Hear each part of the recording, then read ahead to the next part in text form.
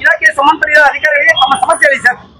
Sir, ನಾವು ಇಡೀ ಭಾರತದಲ್ಲೇ ಕರ್ನಾಟಕದಲ್ಲಿ ಪದವಿ ಪೂರ್ವ ಶಿಕ್ಷಣ ಇಲಾಖೆ ತುಂಬಾ ಯಶಸ್ವಿಯಾಗಿ ಕರ್ತವ್ಯ ನಿರ್ವಹಿಸ್ತಾ ಇದೆ.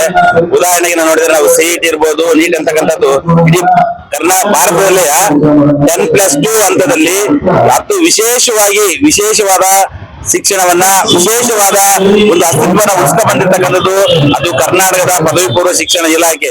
ಹಾಗಾಗಿ ಇಲ್ಲಿಯವರೆಗೂ ಸಹ ಏನು ತರಗತಿ ಪ್ರಥಮ PUC ಮತ್ತು ದ್ವಿತೀಯ PUCಗೆ ಏನು ಪಾಠಗಳನ್ನ ಮಾಡ್ಕೊಂಡ್ಬರ್ತಿದ್ದಾರೆ ಉಪನ್ಯಾಸಕರು, ಅವರು ರಿಕ್ರೂಟ್ಮೆಂಟ್ ಸಂದರ್ಭದಲ್ಲಿ ಸಹ ಅವರಿಗೆ ಪ್ರಥಮ PUC ಮತ್ತು ದ್ವಿತೀಯ PUCಗೆ ಪಾಠ ಮಾಡ್ಬೇಕಂತಕ್ಕಂಥದ್ದೇ ಅವ್ರ ರಿಕ್ರೂಟ್ಮೆಂಟ್ ಸಂದರ್ಭದಲ್ಲಿ ಹೇಳಿರೋದ್ರಿಂದ ಯಾವುದೇ ಕಾರಣಕ್ಕೂ ಮತ್ತು 9 ಮತ್ತು 10ನೇ ತರಗತಿಗಳಿಗೆ ಅವ್ರನ್ನ ಪಾಠ ಮಾಡ್ಲಿಕ್ಕೆ ನೀವು ಪಾಠ ಮಾಡ್ಬೇಕಂತಕ್ಕಂಥ ಆದೇಶವನ್ನು ನಾವು ಹಿಂಪಡಿಬೇಕು. ಕಾರಣ ಏನಪ್ಪ ಅಂದ್ರೆ ಶಿಕ್ಷಣದಲ್ಲಿ ಗುಣಮಟ್ಟ ಕಡಿಮೆ ಆಗುತ್ತೆ. ನಮ್ಮ PU ಉಪನ್ಯಾಸಕರ ಗ್ರೇಡ್ ಸಹ ಅದು ಹೈಸ್ಕೂಲ್ ಗ್ರೇಡ್ ಅಲ್ಲ, ಅದು ಪದವಿ ಪೂರ್ವಕ್ಕೆ ಸಪರೇಟ್ ಆಗಿ ಗ್ರೇಡ್ ಇದೆ. ಹಾಗಾಗಿ ತಾವು ದಯಮಾಡಿ ಇದನ್ನ ವಾಪಸ್ ಪಡಿಬೇಕು.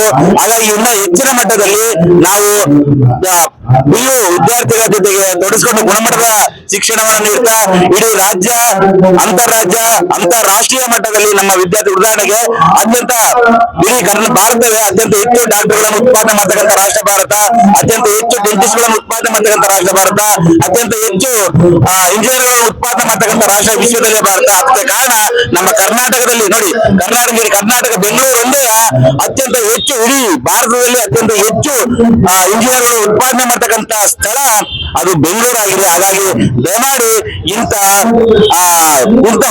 ವಿಶೇಷವಾದ ಶಿಕ್ಷಣವನ್ನ ಮತ್ತು ವೃತ್ತಿಪರ ಶಿಕ್ಷಣವನ್ನ ನೀಡ್ತಿರ್ತಕ್ಕಂಥ ಪದವಿ ಪೂರ್ವ ಕಾಲೇಜುಗಳಿಗೆ ತಂದೆ ಆಗಿರ್ತಕ್ಕಂಥ ಇತಿಹಾಸ ಇದೆ.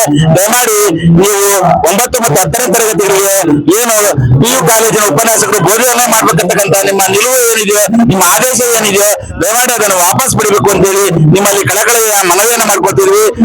ನೀವು ನಮ್ಮ ಮನವಿಯನ್ನ ಸ್ವೀಕರಿಸಿ ನೀವು ಈ ಆದೇಶವನ್ನು ಹಿಂಪಡೆಯದೇ ಇದ್ದರೆ ಮುಂದಿನ ದಿನಗಳಲ್ಲಿ ನಾವು ರಾಜ್ಯಾದ್ಯಂತ ತರಗತಿಗಳನ್ನ ಬಹಿಷ್ಕಾರ ಮಾಡಿ ಹೋರಾಟ ಮಾಡ್ತೀವಿ. ದಯಮಾಡಿ ಅವಕಾಶ ಮಾಡಿಕೊಡಲೇ ನೀವು ನಮ್ಮ ಬೇಡಿಕೆಯನ್ನ ಈಡೇರಿಸಬೇಕಂತೇಳಿ ಕರ್ನಾಟಕ ರಾಜ್ಯದ ಮಾನ್ಯ ಮುಖ್ಯಮಂತ್ರಿಗಳಾಗಿರ್ತಕ್ಕಂಥ DK ಶಿವಕುಮಾರ್ ಸರ್ ಅವರಲ್ಲಿ ನಾವು ಕಳಕಳಿಯ ಮನವಿಯನ್ನ ಮಾಡ್ತಾ ಇದ್ವಿ.